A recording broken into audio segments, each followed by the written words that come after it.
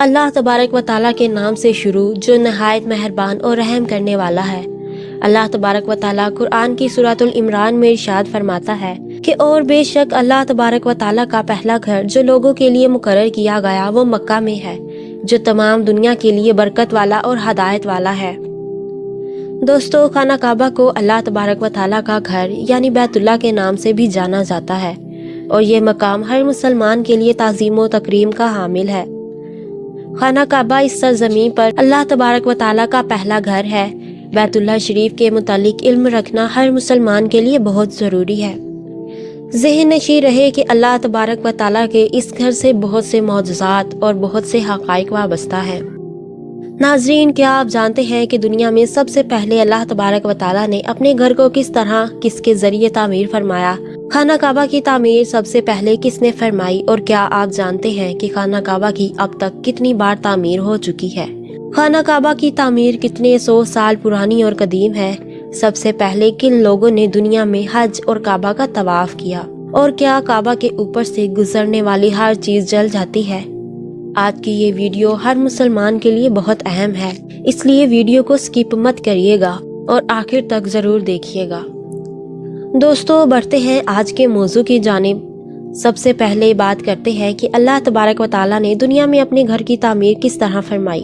پیارے دوستو، خانہ کعبہ ایک ایسا مقدس مقام ہے جس کو دیکھنے کے لیے ہر مسلمان ترستا ہے، اور اس کا طواف کرنا ہر مسلمان کی خواہش ہے۔ دوستو، خانہ کعبہ کی موجودہ تعمیر آج سے 404 سال پرانی ہے۔ یاد رہے کہ خانہ کعبہ کئی مرتبہ تعمیر ہو چکا ہے۔ خانہ کعبہ جس طرح آج ہمیں نظر آتا ہے یہ ویسا نہیں ہے جو حضرت ابراہیم علیہ السلام اور حضرت اسماعیل علیہ السلام کے دور میں دوبارہ تعمیر ہوا تھا۔ وقت کے ساتھ پیش آنے والی قدرتی آفات اور حادثات کی وجہ سے اس کو دوبارہ تعمیر کرنے کی ضرورت پڑتی رہی ہے۔ ہم سب جانتے ہیں کہ خانہ کعبہ کی دوبارہ تعمیر کا ایک بڑا حصہ حضرت نبی مصطفیٰ صلی اللہ علیہ وآلہ وسلم کی زندگی میں اعلان نبوت سے قبل مکمل ہو چکا تھا۔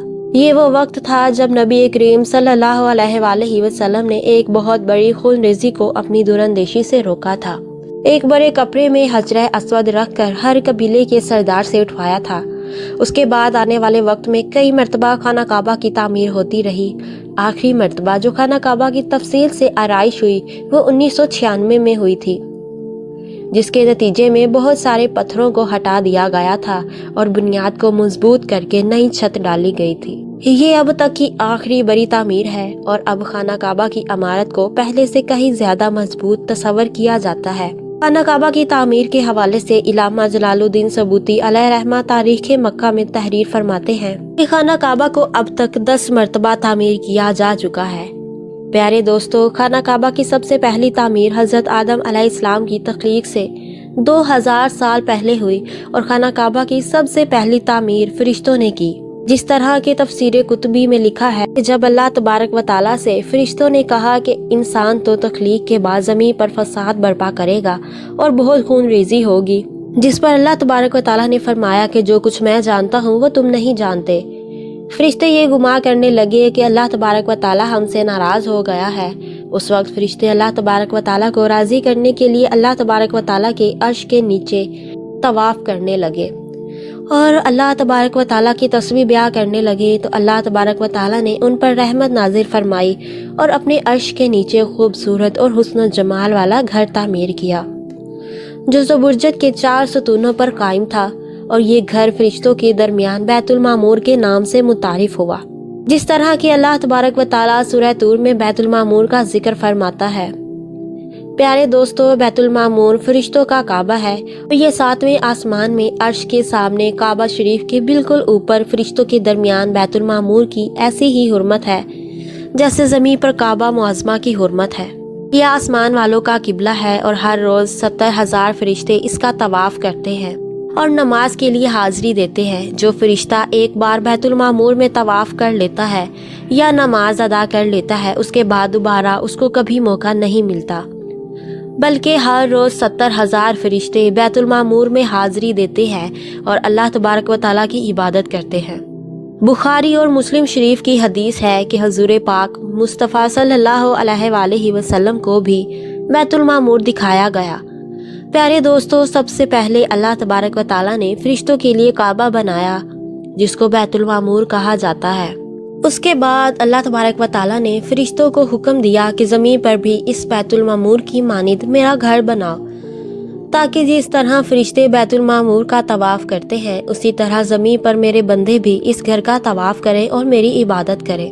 چنانچہ فرشتوں نے اللہ تبارک و تعالیٰ کے حکم کی تعمیل کرتے ہوئے سب سے پہلے زمین پر بیت اللہ شریف کی تعمیر فرمائی اور اس کا طواف شروع کیا، اور فرشتوں نے ہی سب سے پہلے خانہ کعبہ کا حج ادا کیا۔ پیارے دوستو، خانہ کعبہ کی دوسری تعمیر اس وقت ہوئی جب اللہ تبارک و تعالیٰ نے حضرت آدم علیہ السلام کو تخلیق کرنے کے بعد زمین پر اتارا۔ اس طرح جب حضرت آدم علیہ السلام جنت سے زمین پر تشریف لائے تو حضرت آدم علیہ السلام نے اللہ تبارک و تعالیٰ کی بارگاہ میں عرض کیا کہ یا رب العالمین، یہاں نہ تو ملائکہ کی تسبیح و تکریم سن سکتا ہوں اور نہ ہی کوئی عبادت گاہ دیکھتا ہوں، جیسا کہ آسمان میں بیت المعمور کو دیکھا کرتا تھا جس کے گرد فرشتے طواف کیا کرتے تھے۔ ناظرین، حضرت آدم علیہ السلام کی یہ فریاد سن کر اللہ تبارک و تعالیٰ نے حضرت آدم علیہ السلام سے فرمایا کہ جاؤ، جہاں پر ہم نشان بتائیں وہاں کعبہ بنا کر اس کے ارد گرد طواف بھی کر لو اور اس کے سامنے منہ کر کے نماز بھی ادا کرو۔ حضرت جبرائیل علیہ السلام کو اللہ تبارک و تعالیٰ نے حضرت آدم علیہ السلام کی رہبری کے لیے ان کے ساتھ بھیجا۔ چنانچہ حضرت جبرائیل علیہ السلام اللہ تبارک و تعالیٰ کے حکم کے مطابق حضرت آدم علیہ السلام کے ساتھ چل پڑے اور انہیں اس مقام پر لائے جہاں سے زمین بنی تھی، یعنی جس جگہ سب سے پہلے زمین کی جھاگ پیدا ہوئی تھی اور پھر وہی جھاگ پھیل کر پوری زمین بنی۔ اس مقام پر حضرت جبرائیل علیہ السلام نے اپنے پر کو زمین پر مارا تو ساتوں زمینوں تک خانہ کعبہ کی بنیاد ڈال دی، جن بنیادوں کو فرشتوں نے 5 پہاڑوں کے پتھروں کی مدد سے بھرا اور ان بنیادوں پر چاروں طرف دیواریں کھڑی کر دی۔ ان 5 پہاڑوں میں کوہ لبنان، کوہ طور، کوہ جودی، ہیرا وغیرہ بھی شامل تھے۔ اسی طرح اس دوسری تعمیر میں حضرت جبرائیل علیہ السلام، حضرت آدم علیہ السلام اور حضرت اماں حوا رضی اللہ تعالی عنہا نے بھی شرکت فرمائی۔ حضرت اماں حوا رضی اللہ تعالی عنہا مٹی اٹھا کر لاتی اور حضرت آدم علیہ السلام خانہ کعبہ کی تعمیر کرتے۔ جب خانہ کعبہ کی تعمیر کا کام مکمل ہو گیا تو پھر اللہ تبارک و تعالیٰ نے حضرت آدم علیہ السلام کو طواف کرنے کا حکم دیا اور ساتھ ہی فرمایا کہ آپ پہلے انسان ہیں اور یہ پہلا گھر ہے۔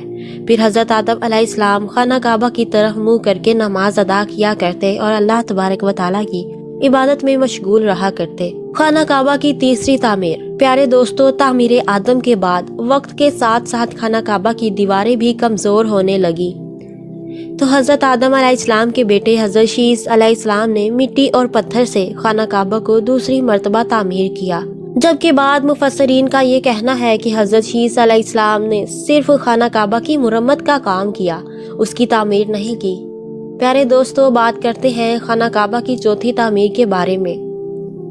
خانہ کعبہ کی چوتھی تعمیر اس وقت ہوئی جب اللہ تبارک و تعالیٰ نے حضرت نوح علیہ السلام کی قوم پر طوفان کا عذاب بھیجا۔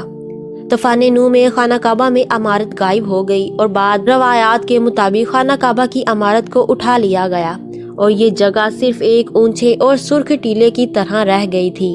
اس طوفان کے بعد جب حضرت ابراہیم علیہ السلام اس دنیا میں تشریف لائے تو اللہ تبارک و تعالیٰ نے حضرت ابراہیم علیہ السلام کو خانہ کعبہ کی تعمیر کرنے کا حکم دیا۔ حضرت ابراہیم علیہ السلام نے چوتھی مرتبہ خانہ کعبہ کو کس طرح تعمیر کیا؟ اس واقعے کا پس منظر کچھ یوں ہے کہ جب اللہ تبارک و تعالیٰ کے حکم کے مطابق حضرت ابراہیم علیہ السلام نے اپنی بیوی حضرت بی بی ہاجرہ رضی اللہ تعالی عنہا اور اپنے پیارے بیٹے حضرت اسماعیل علیہ السلام کو مکہ کی بنجر و ویران زمین اور پہاڑوں کے درمیان چھوڑ دیا، جہاں پر کوئی انسانی آبادی کا نام و نشان نہ تھا اور نہ ہی خانہ کعبہ کی عمارت تھی۔ خانہ کعبہ کی جگہ بس ایک سرخ رنگ کا ٹیلہ تھا۔ اس وقت حضرت ابراہیم علیہ السلام نے اپنی بیوی اور بچے کو چھوڑ کر اللہ تبارک و تعالیٰ کے حکم کے مطابق مکہ کی طرف پہلا سفر کیا۔ اس کے بعد جب دوسری دفعہ حضرت ابراہیم علیہ السلام اپنے خاندان سے ملنے کے لیے فلسطین سے مکہ آئے تو تب حضرت اسماعیل علیہ السلام کی قربانی کا واقعہ پیش آیا، اور تیسری بار جب حضرت ابراہیم علیہ السلام مکہ میں تشریف لائے تو حضرت اسماعیل علیہ السلام کی شادی ہوئی اور اس وقت حضرت بی بی ہاجرہ رضی اللہ تعالیٰ عنہا کا انتقال ہو چکا تھا۔ چوتھی مرتبہ جب حضرت ابراہیم علیہ السلام مکہ میں تشریف لائے تو آپ کی ملاقات آپ کے بیٹے حضرت اسماعیل علیہ السلام سے نہ ہوئی۔ پھر پانچویں مرتبہ جب حضرت ابراہیم علیہ السلام مکہ میں تشریف لائے تو اس وقت اللہ تبارک و تعالیٰ نے حضرت ابراہیم علیہ السلام کو بیت اللہ کی تعمیر کرنے کا حکم دیا۔ حضرت ابراہیم علیہ السلام نے حضرت اسماعیل علیہ السلام سے فرمایا کہ اے میرے بیٹے، اللہ تبارک و تعالیٰ نے مجھے حکم دیا ہے کہ میں اس گھر کی تعمیر کروں۔ تو حضرت اسماعیل علیہ السلام نے عرض کیا کہ ضرور کیجئے، میں خدمت کے لیے حاضر ہوں بابا جان۔ چنانچہ ایک روایت کے مطابق خانہ کعبہ کی بنیادوں کی نشاندہی حضرت جبرائیل علیہ السلام نے کی۔ اس پر حضرت ابراہیم علیہ السلام اور حضرت اسماعیل علیہ السلام نے تعمیر کا کام شروع کیا۔ جب کھدائی شروع ہوئی تو قدیمی بنیادیں ظاہر ہونے لگیں، جن پر حضرت آدم علیہ السلام نے بیت اللہ شریف کی تعمیر کی تھی۔ حضرت آدم علیہ السلام کی بنیادوں کے ظاہر ہو جانے کے بعد خانہ کعبہ کی تعمیر شروع ہوئی۔ حضرت ابراہیم علیہ السلام اپنے اس بڑھاپے میں ایک کاریگر اور حضرت اسماعیل علیہ السلام ایک مزدوری کی حیثیت سے خانہ کعبہ کی تعمیر کرنے لگے۔ کوہ لبنان، کوہ ہیرا، کوہ ابو القیس، کوہ صفا اور کوہ مروہ، ان پانچوں پہاڑوں سے حضرت جبرائیل علیہ السلام پتھر اٹھا کر لاتے اور حضرت ابراہیم علیہ السلام کعبے میں لگاتے۔ پھر حضرت جبرائیل علیہ السلام کی نشاندہی سے جبل ابو القبیس کے کنویں سے 2 پتھر ملے۔ حضرت ابراہیم علیہ السلام ان پتھروں کو اٹھا کر لائے۔ ان میں سے ایک پتھر حجر اسود تھا اور دوسرا پتھر مقام ابراہیم کے نام سے مشہور ہوا۔ پیارے دوستو، مقام ابراہیم مشہور پتھر ہے جس پر کھڑے ہو کر حضرت ابراہیم علیہ السلام نے کعبہ کی دیواریں بلند کی۔ جیسے جیسے خانہ کعبہ کی دیواریں بلند ہوتی جاتی، ویسے ویسے یہ پتھر بھی ہوا میں بلند ہوتا جاتا۔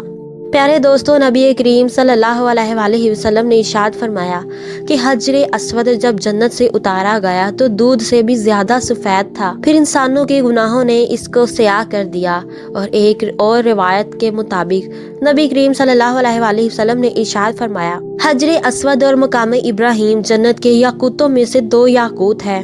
اللہ تبارک و تعالیٰ نے ان کے نور کی روشنی کو بجھا دیا۔ اگر اللہ تبارک و تعالیٰ ان کے نور کی روشنی کو نہ بجھاتا تو یہ مشرق سے مغرب تک سب کو روشن کر دیتے۔ نمبر 5، قوم املکا کی عمارت۔ نمبر 6، قبلہ جرہم نے اس کی عمارت بنائی۔ نمبر 7، قریش کے موڑ سے اعلیٰ قصہ بن کلاب کی تعمیر۔ نمبر 8 میں خانہ کعبہ کی تعمیر۔ ناظرین، قریش کی تعمیر جس میں خود ہمارے نبی مصطفیٰ صلی اللہ علیہ وآلہ وسلم نے بھی شرکت فرمائی اور قریش کے ساتھ خود بھی اپنے دوش مبارک پر پتھر اٹھا اٹھا کر لاتے رہے۔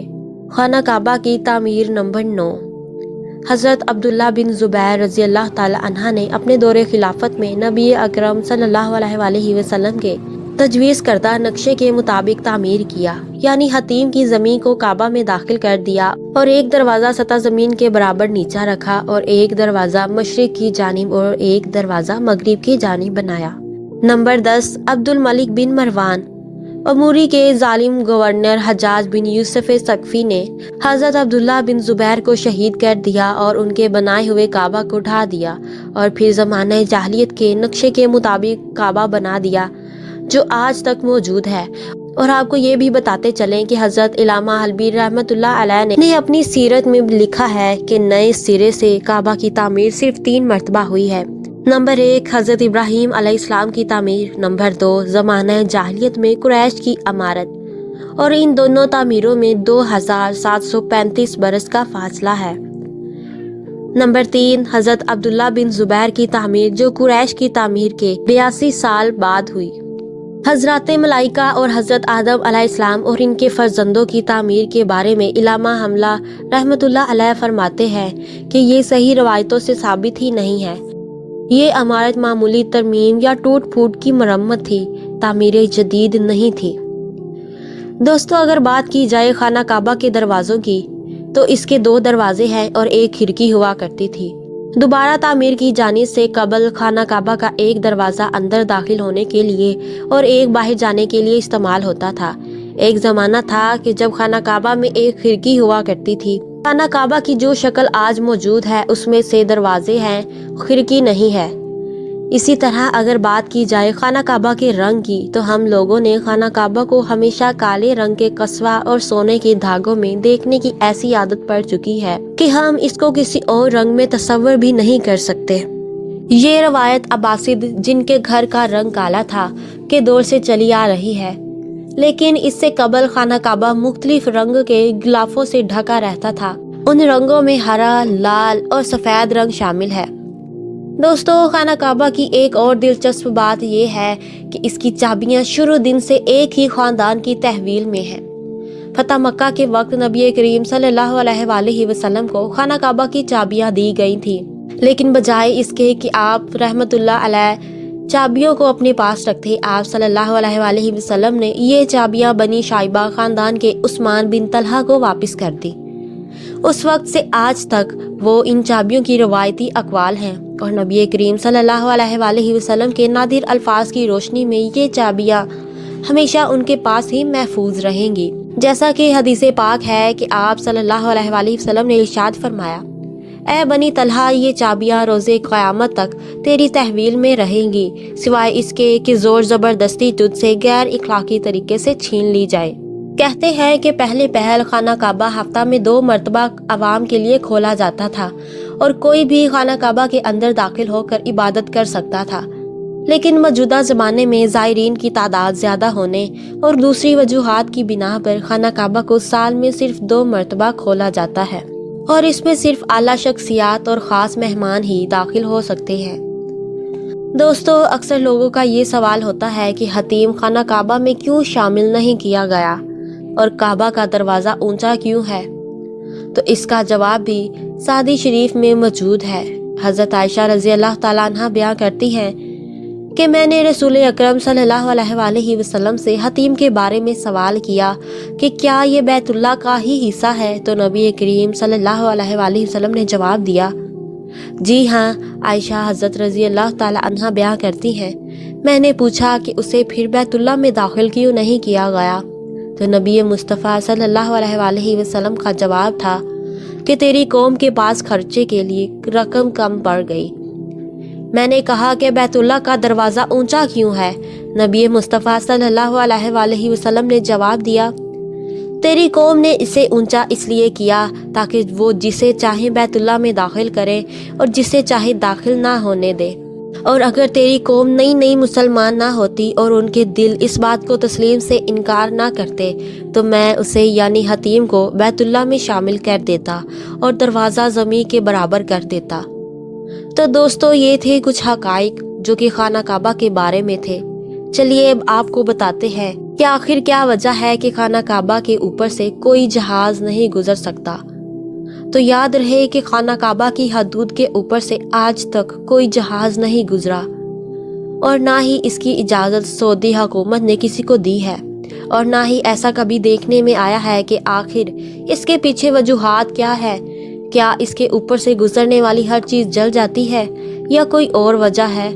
تو دوستو، آپ نے کئی بار یہ سنا ہوگا کہ خانہ کعبہ کے اوپر سے ایک جہاز یا پرندہ گزرا ہو جو کہ جل گیا ہو، تباہ ہو گیا ہو۔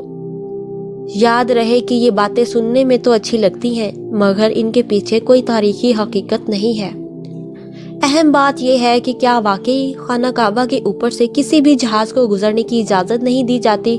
تو یاد رہے کہ سعودی حکام اور سعودی ایوییشن نے سختی سے پابندی لگا رکھی ہے کہ کسی بھی قسم کا کوئی جہاز مکہ مکرمہ یا حجاز کی سرزمین کے اوپر سے نہیں گزر سکتا۔ اس کی اہم وجہ یہ ہے کہ جو بھی عازمین حج جو حج یا عمرہ کے لیے جاتے ہیں ان سب سے پہلے جہاز لے جایا جاتا ہے اور ریاض سے لوگوں کو بسوں اور ٹرینوں میں لے کر جاتے ہیں۔ اس کی بڑی اور پہلی وجہ یہ ہے کہ اللہ تبارک و تعالیٰ نے قرآن مجید میں غیر مسلموں کو پاک سرزمین میں داخل ہونے پر پابندی عائد کی ہے، اور بہت سی آیات بھی موجود ہیں جو یہ ثابت کرتی ہیں کہ مشرکین مدینہ اور مکہ میں داخل نہیں ہو سکتے۔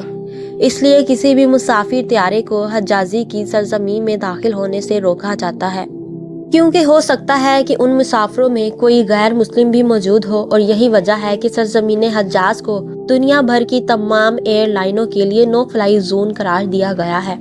مکہ مکرمہ ایک انتہائی اہم جگہ ہے اور جہازوں کو اس کے اوپر یا قریب بھی نہیں آنے دیا جاتا کہ خدا نخواستہ کوئی مشرکین یا کافر اور دہشت گردی کے عناصر جہاز کو ہائی جیک کر کے مسجد حرام میں لا کر مار دیں۔ سعودی حکومت نے بھی پوری دنیا کو وارننگ جاری کی ہوئی ہے، اگر کسی نے بھی ایسا کرنے کی کوشش کی تو میزائل مار کر وہ جہاز تباہ کر دیا جائے گا۔ معلوم ہوا کہ سعودی حکومت کی وجہ سے کسی جہاز کو خانہ کعبہ کے اوپر آنے کی اجازت نہیں۔ اگر حقیقی معنوں میں سوچا جائے تو جہاں مکہ میں مسلمان عبادت کرتے ہیں، اگر کوئی جہاز وہاں سے گزرے تو مسلمانوں کی عبادت میں خلل پیدا ہو جائے گا، اور جہازوں کو اوپر سے نہ گزرنے دینے کی ایک وجہ یہ بھی ہو سکتی ہے۔ اس کے علاوہ خانہ کعبہ کو جو اہمیت حاصل ہے وہ اس لیے ہے کہ اللہ کا گھر ہے۔ اللہ تعالیٰ کا زمین پر پہلا گھر ہے، اور زمین پر جو پہلا گھر بتایا جاتا ہے وہ یہی ہے۔ یہ دنیا بھر کے لیے مسلمانوں کا قبلہ ہے، اور ایک مسلمان کے دل میں خانہ کعبہ کی جو تکریم و تعظیم ہے وہ کسی سے مخفی نہیں ہے۔ خانہ کعبہ سے جڑے ان حقائق کو اپنے پیاروں کے ساتھ ضرور شیئر کریے گا۔ ہماری اس ویڈیو کو لائک کرنے کے ساتھ ساتھ شیئر بھی کریں۔ پیارے دوستو، ہم یہ امید کرتے ہیں کہ آپ کو ہماری آج کی یہ ویڈیو ضرور پسند آئی ہوگی۔ اگر آپ کو ہماری آج کی ویڈیو پسند آئی ہے تو سب سے پہلے اس کو لائک کریں اور اپنی رائے کا اظہار کمنٹ سیکشن میں لازمی کریں۔ اللہ تبارک و تعالیٰ سے دعا ہے کہ وہ اپنے تمام ماننے والوں کو زندگی میں ایک بار اپنے گھر کا طواف اور حج کرنے کی سعادت نصیب فرمائے، اور حجر اسود کا دیدار نصیب فرمائے۔ آمین۔